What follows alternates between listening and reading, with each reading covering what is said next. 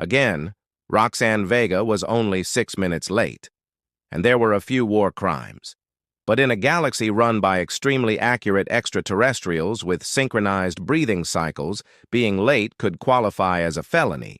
She walked down the shiny chrome corridor of the Galactic Embassy. The chipped porcelain mug she sipped lukewarm coffee from said, "Come to the dark side. We have espresso." Her jacket was a worn, black leather relic, older than half the boots she clicked defiantly across the gleaming floor. She muttered under her breath as the council doors swung behind her like a cape. American security drones floated overhead like loud bullets with butterfly wings, too courteous, too nosy. They beeped in confusion, then vanished. Inside, 26 alien species sat in a circle, pretending judgment was diplomacy. Bioluminescent blobs pulsed.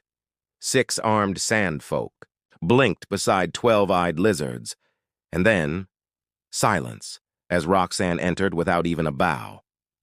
"You're late," one said. The Alari chief delegate, whose skull looked like it had been deep-fried in silver, muttered, "Ambassador Vega, fashionably, or as we call it on Earth, on time with flavor." Roxanne sipped again. The translators scrambled to decipher sarcasm in Ilari syntax. "I'm here," she said, narrowing her eyes, "because your presence is disruptive." She slid into her seat, took another sip, and noticed, too quiet, even for this crew of galactic prudes and space tax lawyers. The Growlin weren't chuckling into their Thravok-linked cloud mines. No one was chewing on wires, and that's when she saw it. Across the table, the Croc envoy tightened. His fingers around his mug, something under the table, twitched. Roxanne stood, slowly. "Before we begin," she started, "I'd like to say—" The Alari raised a frail hand.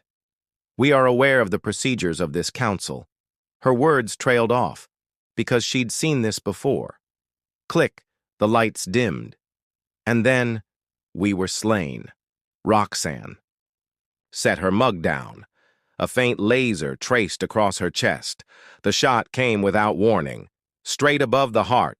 Had she been human in the usual way, her body jerked. 1 shot, then 5 more.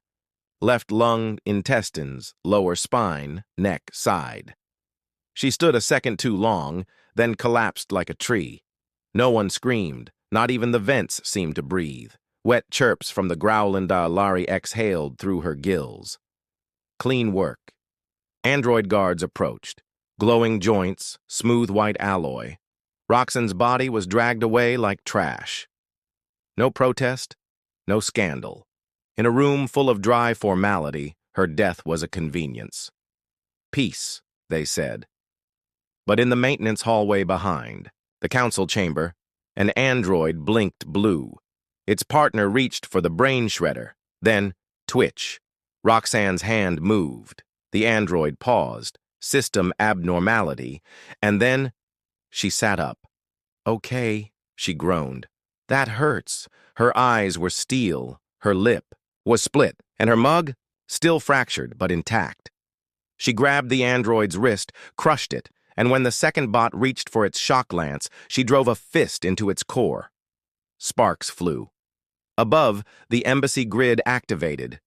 Red lights, sirens, doors crashing, and the Alari, hearing the metal-on-metal chaos below, whispered, "It cannot be." She was clinically dead, a Brolaxian growled. Footage appeared, Roxanne, smirking, snatching a plasma baton.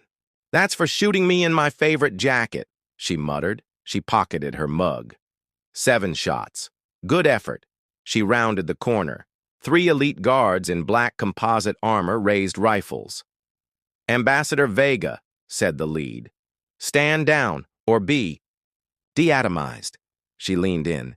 "You ever seen Die Hard?" The baton bounced off the wall, cracked one visor, and spun like a staff. The last guard ran. She didn't chase. Instead, she ducked into a stairwell, tore off her burned jacket sleeve, and pulled. A blinking disc from the lining, still transmitting, Good girl. Cut to Earth's moon. A bald man in a sweatshirt slammed his hand on a desk. She's alive! A woman choked on her donut. Phoenix Core, he muttered. She's active. Back in the embassy, Roxanne approached the biometric lock. It denied her. She kicked the panel, fried it with a plasma jolt. The VIP surveillance door hissed open. 3 extraterrestrials froze. She marched in, pointed to the screen, and grabbed the technician's data pad. She tapped replay. The screen flickered. 7 shots. Her collapse. Pause. Her face. Frozen in mid-fall. A frame caught between defiance and death. This time, I remember. She hovered her hand over the delete button, then pulled it back. They need to see what happens when you mess with the weird girl from Earth. One alien whimpered. What are you going to do? She grinned.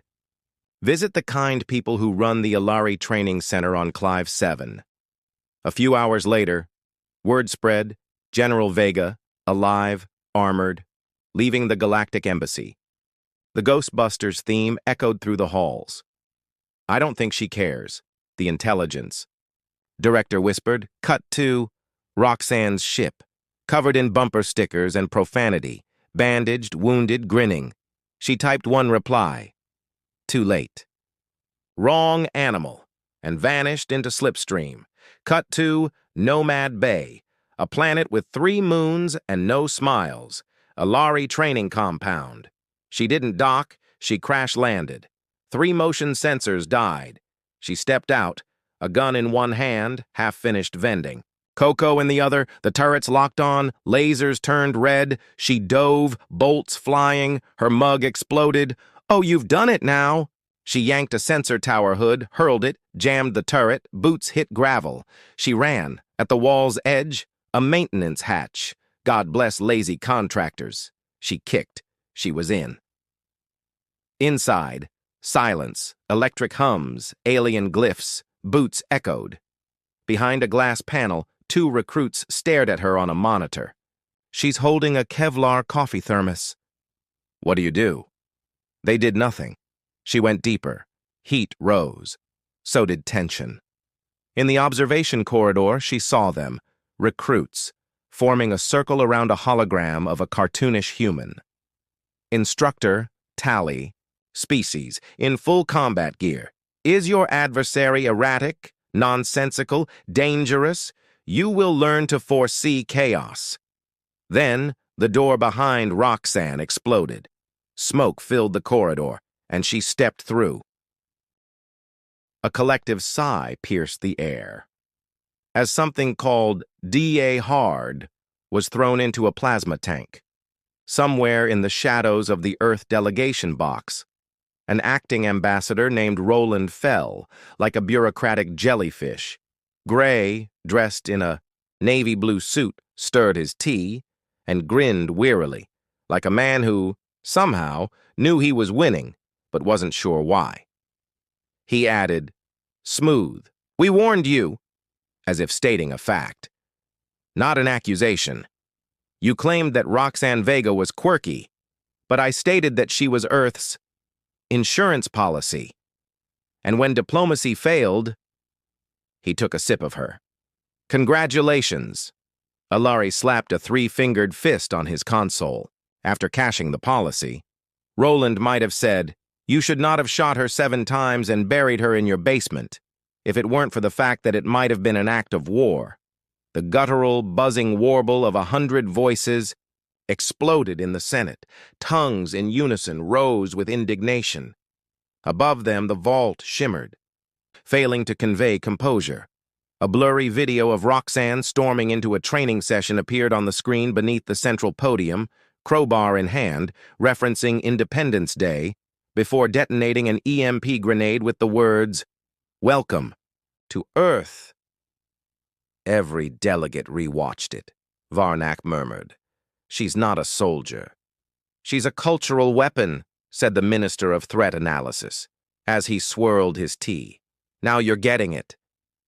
Meanwhile, Roxanne was sitting, in a stolen Alari Scout, on a backwater station orbiting Ganessa 9.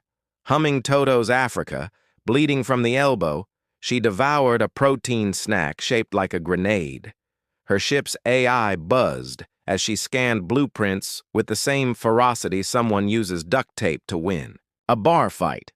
It asked, "Why has your recent behavior shown a 97% increase in Pixie, the AI, stated she was licking chocolate off her thumb, which is against diplomatic procedure?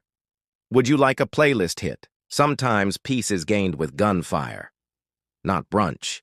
A distorted guitar riff filled the chamber, bringing with it the scent of youthful rebellion. Back at the Senate, Roxanne smiled. Let's make the galaxy smell like fear. As younger civilizations admired Earth's boldness, factions whispered in the shadows. Elder members debated eradication, but one fact stood uncontested. Roxanne Vega had become the deadliest woman in the known world, and she did it, while karaoke singing. But she wasn't finished. She passed a file through a relay hub that circled the Eleni Trade Corps, wearing a sardonic badge that read, "Hello, I fix foolish." The disguise puzzled them. Just long enough. She walked to the access point, a server holding 500 billion data points. She whistled, then used a modified toaster from Earth to bypass encryption. Without anyone asking questions, that's when she found it. Operation Empathy Clone. A secret no one wanted found. 2 human ambassadors had been replaced by Ilari-grown approximations. They weren't synthetic in body, but they lacked one vital trait, feeling. They were too good at diplomacy and too deadly for Earth. She traced their origin. Straight to the Senate, every name veiled in bureaucratic camouflage. She memorized every coward's silence and every fake ally's smile. The galaxy's mistake wasn't underestimating Earth. It was assuming Earth would obey. In a remote Velic hive chamber, 5 miles below the surface, a technician drone detected unauthorized activity. The screen flickered. The music began, "Ice, ice, baby." Every terminal in the hive began blasting the track. A colony of pheromone-driven aliens, unaccustomed to anything but classical string harmonies, was suddenly under siege. Back in the Senate, Roland stood tall. "My fellow delegates," he said, "Earth offers a solution once more. You mean to surrender the Ilari?" "No," Roland said calmly. "We want a truce and full documentation of every procedure involved in the replacement of human likenesses. And we want an apology, signed by every voting species." "You can't be serious," an Ilari delegate hissed. "She's already in your AI, in your files, in your war grid. She could go live on galactic radio right now and expose your covert invasion prep. And then, right on cue, the screens blinked. Roxanne's bruised face filled the chamber. "Hi, sweethearts," she said. "Just thought I'd drop in. I'm shocked you kept training videos. And your empathy bots? Not that cute, by the way. You're welcome. I erased the worst of it." She leaned in. "But if one more assassin bot comes to Earth, I'm bringing the whole 1980s. With me. Kurt freaking Russell, Stallone, Willis, Schwarzenegger. All of them in trench coats." She sipped her coffee. The screen went black. Roland smiled as the Ilari stared him down. "She no longer works for us," he said almost gently. "Please don't insult her. We promoted her. Status. Self-employed. Emotional recalibration. Expert. And we're rather proud of it. The bootleg broadcast went viral across 17 planets. Resistance cells bloomed. Alien teens quoted her threats like scripture. Her image. Classified Class 5. Destabilizing, that meme after meme showed her, holding a crowbar with the caption, "Gave no frags," at a refueling station orbiting a dark star. Roxanne laughed quietly. Her hair was a mess, her arm bandaged. She'd never felt more herself. Pixie chirped, "Where to next? Ilari Prime?" Roxanne didn't answer immediately. She wasn't looking for counsel. She was looking for closure. Back in the Senate, the chamber spun in silence. Her name became legend, a storm you hoped would pass your coast, not a diplomat anymore, a concept, a reckoning. And beneath a Larry Prime, in a data vault, something stirred. The violet sun cast steel shadows across black fortresses, and Roxanne Vega landed. She wore a tattered tactical coat, mismatched gloves, cracked sunglasses. She no longer cared about appearances. She had boots on the ground and a message to deliver. At the High Council gates, 2 armored guards didn't even flinch. She approached, calm, purposeful. Unauthorized presence, state name, and purpose. Roxanne Vega. The guards blinked. For retaliatory peace, she added. They hesitated. I get that a lot, she said, before disarming both without ceremony. She dragged them into the shadows, took an access card, walked away. The halls were sterile, orderly, cold. She passed statues of war philosophers. Security gates failed to read her. She entered the council rotunda, white stone platforms, 12 counselors in ceremonial garb. Before they could react, she kicked in the doors, sirens, panic, light. This, she said, nodding to a box in her hand, is not a weapon. It's worse. The speaker gilled in protest. Unauthorized. Diplomatic voice, she whispered. Article 73, subsection 9. Every recorder in the chamber blinked to life. You can't stop me, she said, because I've got the files. And the galaxy is listening. She displayed the box, pressed a button. A grainy hologram appeared, her own body, 7 energy wounds glowing. I want to know, she whispered. Who signed the kill order? One of you did.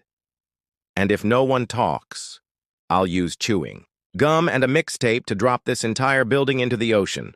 Lights flickered. Does Earth support her? Someone asked.